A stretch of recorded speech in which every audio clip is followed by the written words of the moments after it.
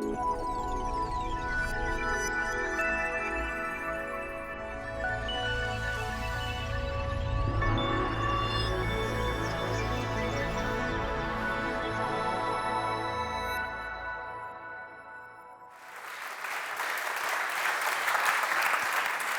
and Redmond have spent a lot of time with tribal peoples, exploring for new species, enjoying adventure and escapades, and writing books which beautifully, bracingly, and intelligently take us on journeys which reveal the story of our planet and the story of our humanities. Well, we're trying to save the planet. No, look, explain to me about Gaia.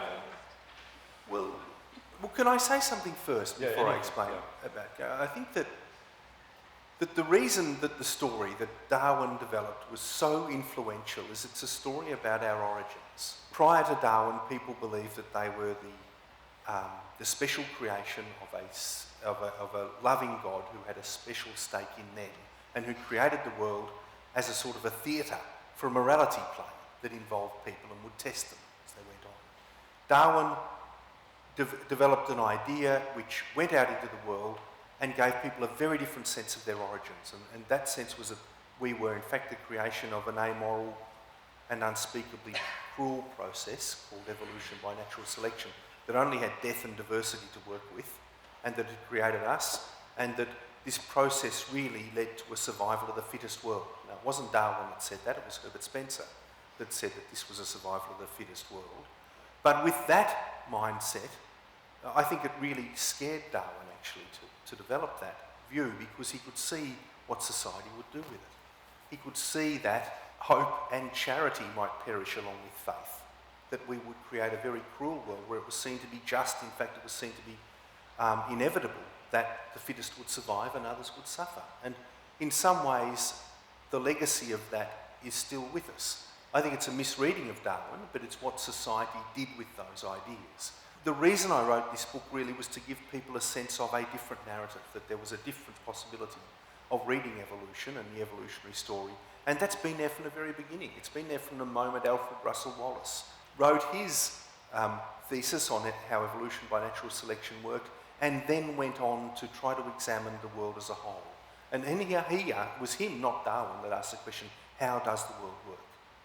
And in 1903 he wrote a fabulous book called Man's Place in the Universe, that it's the foundation text of astrobiology. It looks at planets, planetary systems, and in that holistic view that Wallace produces, we get I think, a much more satisfactory basis for a philosophical relationship between us and the rest of life, both other people and the planet as a whole.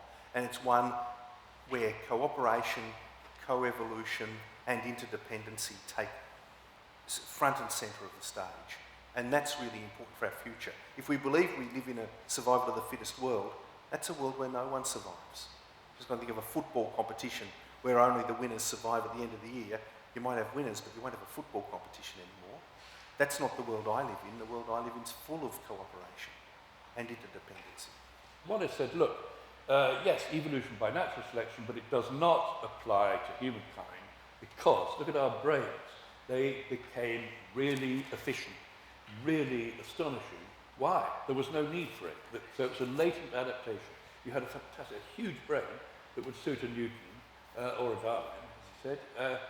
Whereas, every primitive person tilling the ground or hunter-gatherer has exactly the same brain. You know, he was wrong about that, though. Was he wrong? He was wrong about it because, in fact, the hunter-gatherers had larger brains. 10,000 years ago, people had brains that were 10% larger or thereabouts relative to their body mass than they have today.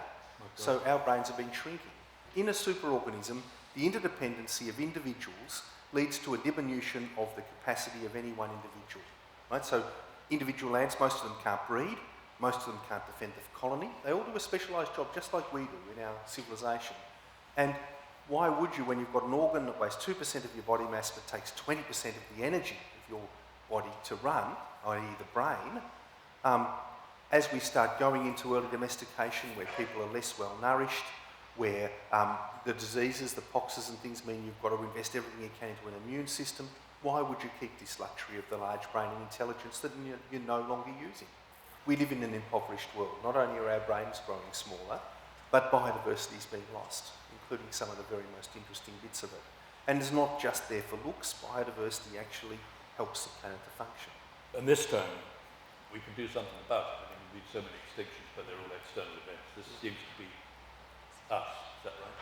Well, it is. And in the past, the people who killed the last woolly mammoth would have had no idea what they were doing because they lived in a small clan and they would have just presumed there were more woolly mammoths over the horizon somewhere, had no concept they were killing the last ones.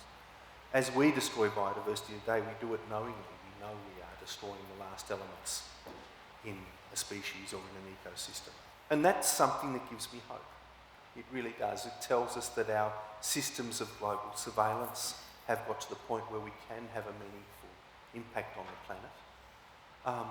And that perhaps we're reaching a point of maturity where there are no more frontiers to exploit, where we realise we have to live within the limits of what we've got. Running these conferences, like the Copenhagen conference, putting vast energy into speaking to getting 120 heads of state to listen to you. And that's all about cutting carbon emissions. Mm-hmm. Yeah? Yeah. And there's nothing sequestering, there's no, or it can't help. There's no great carbon-eating mechanism going on. What we know about the current situation is that if we do manage to get emissions to stabilise, it's going to take at least 1,000 years for them to drop very significantly at all. So, the planetary systems are not as flexible as we'd like them to be. So once we commit to a certain level in terms of these international negotiations and we decide we're going to give us X number of years before we start reducing emissions, we have to realise we're going to live with the consequences for the foreseeable future. Which means what? Which means that this century is the century of decision. It means that what we do this century will affect humanity forever. And the thing that I think we fail to see is just how bloody important we are. For the first time in 4 billion years, the Earth has an intelligence. The only one in the known universe. We have no evidence of anything like it anywhere else. And if we get through this crisis, it's quite possible to colonise the galaxy. Life could spread very quickly. But that's what's at stake this century, the possibility of that sort of future, because if we fail to deal with these problems, such as climate change, what I can see by mid-century is there'll be a population of 9 billion people or more, a reducing resource base, and competition for that reducing resource base from a number of power blocks, armed to the teeth with nuclear weapons and whatever else. And no superorganism can withstand internal conflict.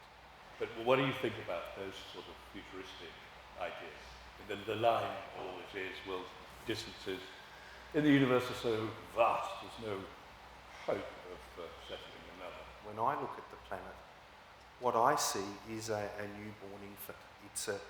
The planet's very much like a newborn child. We are at a stage where the Earth has just gained intelligence. It has a nervous system in terms of our surveillance systems, satellite and so forth, as well as the traditional ways the Earth regulated its being. And of course it has a body.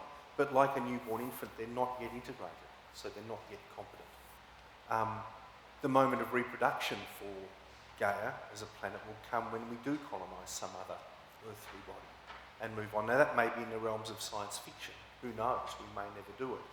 But the opportunity for life to go on and for this global intelligence to flourish and continue ordering matter beyond even the Earth will only be there if we maintain a strong body, a strong planet.